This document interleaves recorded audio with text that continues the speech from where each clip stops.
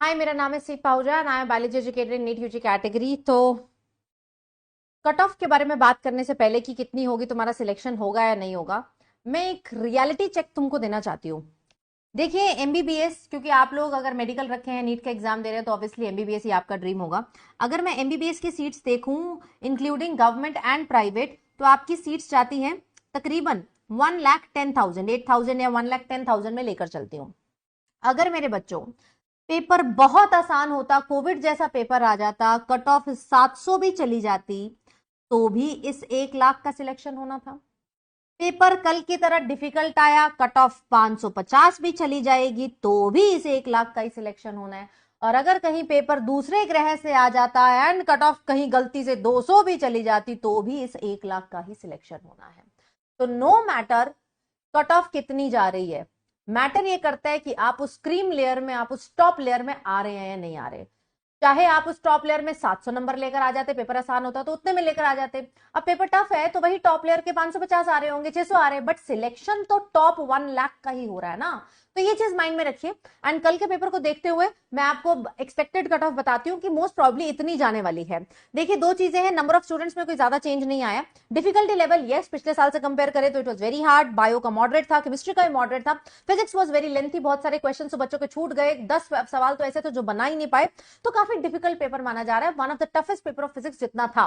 तो एनटीए ने आपको एक तरीके से ना स्टैंडर्ड सेट कर दी है कि तुम ये मत सोचो कि हमेशा एनसीईआरटी बेस्ड ही आएगा, ये मत सोचो कि पेपर बड़ा आसान ही आएगा, ये पिछले सालों के ट्रेंड को फॉलो करता आएगा।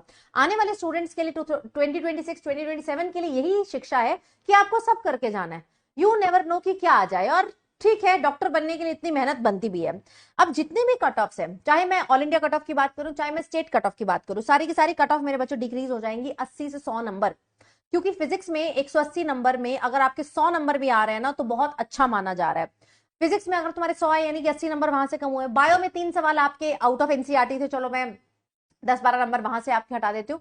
केमिस्ट्री में भी 1-2 कंट्रोवर्शियल क्वेश्चन थे। मतलब कहीं ना कहीं तुम्हारी कट ऑफ पिछ लास्ट ईयर की कट ऑफ से 80 से 100 नंबर कम होने के चांसेस हैं।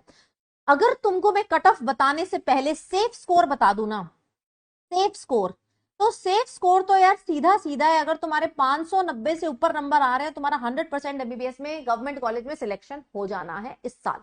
ठीक है जी। लेकिन अगर कट ऑफ की बात करें तो जैसे मैंने बोला 80 से 100 नंबर कम होने के चांसेस है। तो जैसे पिछले साल कट ऑफ अराउंड 651 652 गई थी, तो अब इस साल अनरिजर्व कैटेगरी के अराउंड 550 टू 560 के बीच में, ओबीसी उससे 5 नंबर कम होता है 545 555, एससी अराउंड 475 से 495 तक, एंड एसटी मेरे बच्चों 400 से लेकर 430 के बीच में अगर आपके नाम है तो हाई चांसेस है, प्रोबेबिलिटी है आपका सिलेक्शन होने की। बट यार, ये एक्सक्यूज देना कि मेरा सिलेक्शन इसीलिए नहीं हुआ पेपर हार्ड था, नहीं यार, ये गलत बात होगी। इस चीज को हमेशा याद रखना। मार्क्स, कट ऑफ मार्क्स से नहीं डिसाइड होती है, एक्चुअली में कट ऑफ रैंक से डिसाइड होती है। तो तुम्हारा रैंक कितना आ रहा है, क्या तुम उस 1 लाख के बीच में आ पा रहे हो, नहीं आ पा रहे हो, वो मैटर करता है। तो अगर तुम्हारा रैंक इसके बीच में आ जा रहा है, देन यू आर सिलेक्टेड। अगर तुम्हारा रैंक नहीं आ रहा है ना, तो यार फिर कट ऑफ कितनी भी जाती, मतलब हम उस 1 लाख बच्चे से क्या है, पीछे हैं। तो ये चीज अपने माइंड में रखिए एंड रियल मंथन करिए, अपने आप से पूछिए कि यार मैंने अच्छे से मेहनत करी है कि नहीं करी। अगर तो तुमने अच्छे से मेहनत करी, जितने नंबर आ रहे हैं बिल्कुल ठीक है, वहीं पर छोड़ दो।